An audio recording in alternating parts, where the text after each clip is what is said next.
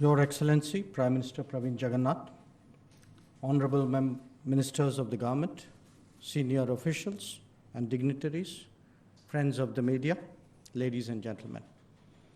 Good afternoon. Prime Minister, I am truly delighted to visit Mauritius once again.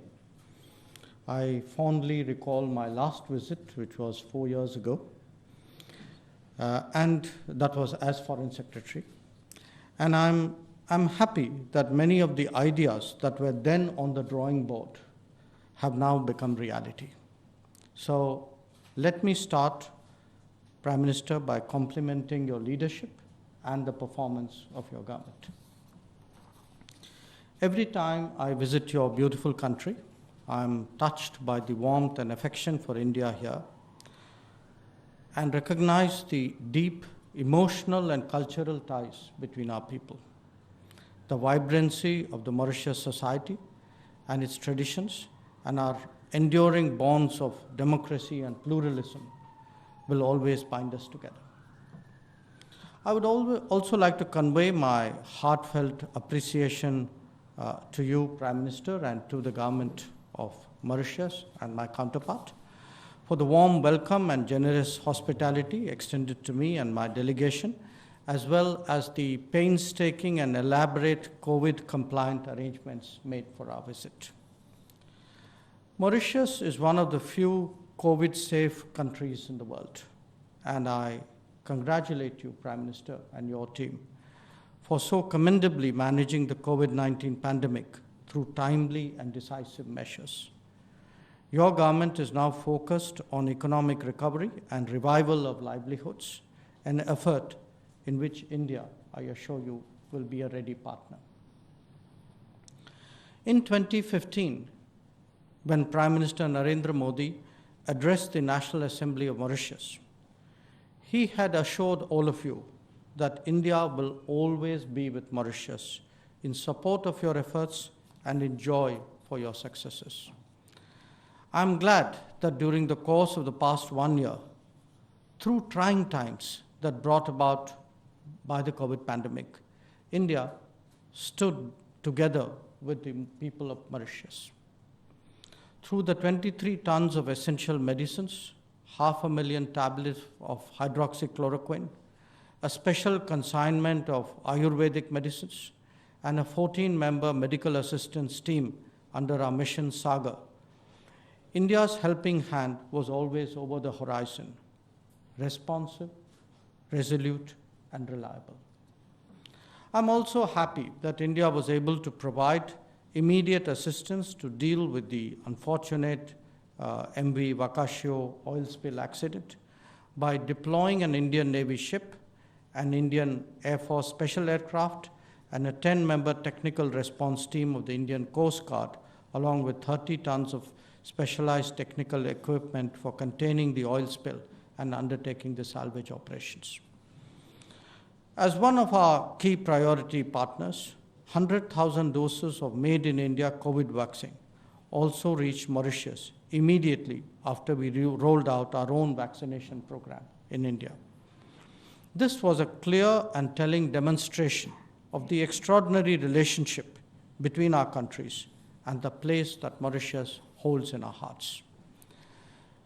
An additional 100,000 doses of vaccines also reached Mauritius today, and you saw me doing the handing over to the Prime Minister. And we were truly glad to facilitate this commercial procurement, for which I hope further consignments would be arriving in the coming weeks.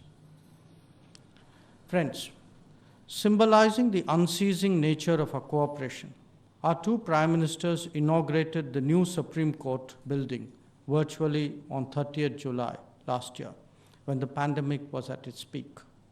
Despite challenges, it is impressive that all the 5 development projects announced by India in 2017 under the Special Economic Package have been completed.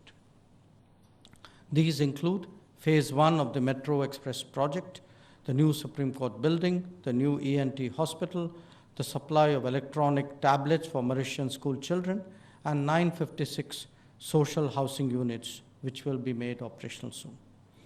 Let me take this opportunity to thank the Honorable Prime Minister and the Government of Mauritius for the cooperation and excellent management due to which these high-quality projects were executed in a timely manner.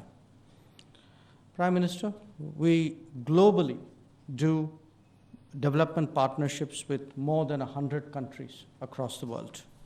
It's not always easy, and there are numerous challenges at both ends. But I would like to take this opportunity to stress how positive our experiences in Mauritius has been in recent years. I compliment the governance quality under your leadership, Prime Minister, that has enabled complicated and impactful projects to unfold so smoothly. We hold it up as an example to our other partners across the world. This is truly a case where the people of a nation have been well served by the commitment of the government to harness international partnerships for larger good. I'm particularly glad to see that the ENT hospital plays a key role in Mauritius's fight against COVID-19, and that the metro has emerged as a popular, environment-friendly, rapid transport system that I believe has already crossed a ridership of 3.1 million in a short space of time. As far as the e-tablet project's contribution in digitally empowering school children is concerned, the fact that the government of Mauritius intends to further expand the project is itself a testimony to its success. I have no doubt that the 956 social housing units will also be well received by the Mauritian people. I'm greatly looking forward to seeing some of these projects today and tomorrow during the course of my visit. Excellencies, friends, today is indeed a special day in our special relationship. India is privileged to have entered into a comprehensive economic cooperation and partnership agreement, SECPA, with Mauritius. This agreement is India's first such agreement with an African country, as noted by the Prime Minister. It will provide a timely boost for the revival of our post-COVID economies and also enable Indian investors to use Mauritius as a launchpad for business expansion into continental Africa, helping the prospect of Mauritius emerging as a hub of Africa. The SECPA provides preferential access to Mauritius for the bulk of the trade and also many aspirational items for the future into the Indian market of over 1 billion people.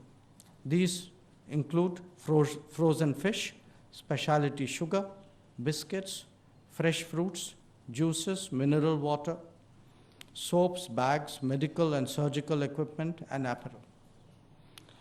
The current global imports of India on these products is well over $15 billion. This is therefore a significant opportunity for Mauritius to benefit from the access to the Indian market. Just to illustrate some of the benefits, Mauritius will get preferential access for the export of 40,000 tons of sugar into India at an early time frame. Similarly, there will also be access for the export of 7.5 million pieces of apparel. As regards trade and services, India has offered 95 subsectors from 11 broad services sector. Services contribute, I believe, 76% of the GDP of Mauritius, and SECPA will surely boost the dynamism of the services sector in Mauritius. The SECPA could also facilitate Indian investment in the services sector in Mauritius, especially in the ICT sector, as Indian companies could benefit by leveraging the bilingual prowess of Mauritius for investments in Francophone Africa. I'm also happy today to see that the agreement which will be providing for a Dornier aircraft and an advanced light helicopter Dhruv on lease to Mauritius on gratis basis for 2 years, helping shore up its capabilities to patrol and monitor its extensive maritime domain more effectively. A special $100 million defense line of credit has also been signed today, which will enable the procurement of defense assets from India as per the needs of your government. These initiatives underline, once again, that in the security of Mauritius, that the security of Mauritius is the security of India. In the prosperity of Mauritius is our prosperity. Friends, among the unique facets of our relationship are our time-tested cultural bonds. To strengthen them even more, I'm happy to announce today that the Ayurveda chair at the University of Mauritius and the ICCR chair of Sanskrit and Indian philosophy at the Mahatma Gandhi Institute have both been identified and will be joining in the near future. Friends, I had today the honor of calling on the Prime Minister, spending time in a lengthy review of our comprehensive and important bilateral relationship. Our discussions, I believe, were very productive and forward-looking, and we really reviewed all aspects of the relationship as well as the status of the implementation of various projects. Prime Minister and I also discussed the issue of the Chagos Archipelago today. I assured Prime Minister of India's steadfast, principled support on this issue, as has been demonstrated in the past. I also had the honor of meeting the Honorable Minister of Foreign Affairs, Land Transport and Light Rail, His Excellency Mr. Alan Ganu. Later today, I will have the honor of calling on the Honorable President of Mauritius, His Excellency Prithviraj Singh Rupunj, as well as the former Prime Minister, Right Honorable Sir Anirudh Jagannath. I'm also looking forward to the privilege of inaugurating the new Chancery-cum-residential premises of the Indian High Commission in Mauritius at Ebene tomorrow, in the august presence, I hope, of the Prime Minister and the Honorable Foreign Minister. I'm equally eager to meet the vibrant Indian community and members of various socio-cultural organizations that impress us with their exemplary dedication and contribution to forging closer ties between our two countries. Before closing, let me also share with you that I conveyed to the Prime Minister an official invitation from Prime Minister Narendra Modi to visit India at a mutually convenient time. I also extend a warm invitation to my friend and counterpart, Foreign Minister Alan Ganu, to visit India at the earliest opportunity. Once again, I thank you for your attention.